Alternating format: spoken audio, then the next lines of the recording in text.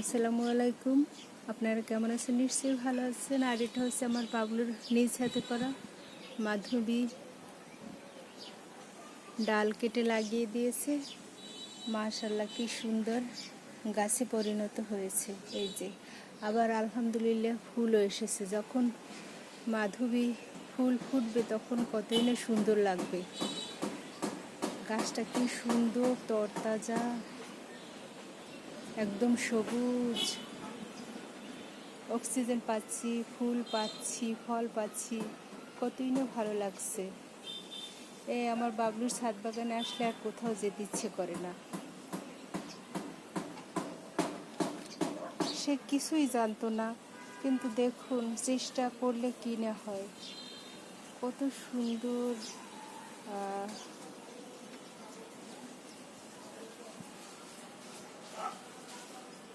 দেখতে। আসলে আমি ভাষা হারিয়ে ফেলি যখন আমার বাবলুর ছাদ বাগানে আসি। সবাই ভালো থাকবেন আর আমার বাবলু শোনার জন্য দোয়া করবেন। আর আপনারাও ছাদ বাগান করবেন, দেখবেন মন ভালো থাকবে।